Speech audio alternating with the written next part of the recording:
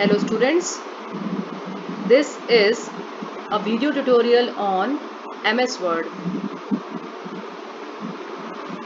You have already worked on MS Word in your previous classes.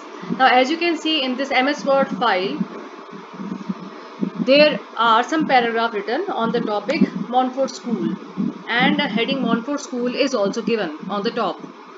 Now if you have to change the font size of the paragraph, you have to select the paragraph by dragging the mouse like this.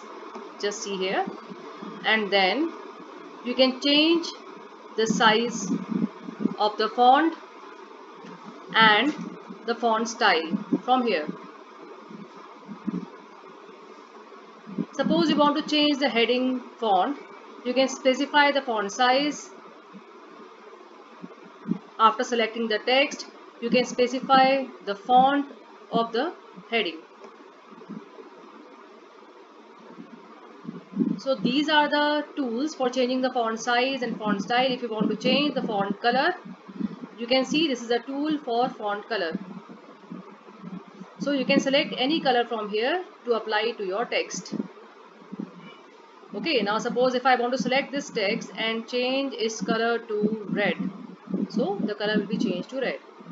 So if you place your mouse on any tool, you will see the name of the tool. Like here, the name of the tool is font color. It is font size. Similarly, if you want to make this heading bold, select the heading, click on B for bold, for italics I, for underline U. Okay, so when you place your mouse on any of these tools, you will see the name of the tool. This is underline, this is italic, this is bold. Now if you have to place this heading in the center, mostly what you do is you just press space bar. That is not a good idea basically.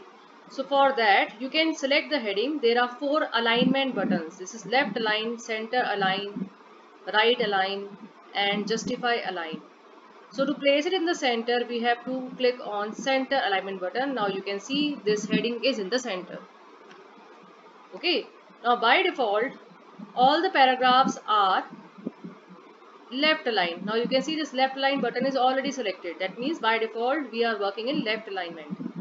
All the paragraphs start from the left side. Now if I have to write my name on the right side, I just click on right alignment button here and then type my name, and my name is coming on the right side. Now you might have seen there is one more button that is called justify alignment. So what is that button used for? If you see the paragraphs here, like this is the paragraph is ending unevenly. Some of the lines are ending here, some are here, some are here, so they are ending unevenly.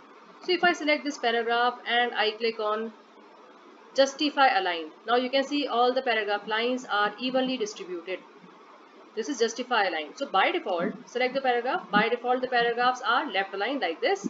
Lines are unevenly distributed. If you click on justify alignment button, lines will be evenly distributed like this. So now you have to try out these exercise in your system at home. Try to change the font color, font size, font style, bold, italic, underline, and use these 4 alignment buttons. Do the practice questions in the system and the question answers which are given in the assignment. I have already sent an assignment also on the same chapter. The chapter is sent to you on the WhatsApp. It is also available on the school website, and do the question answers in the copy. Okay, thank you.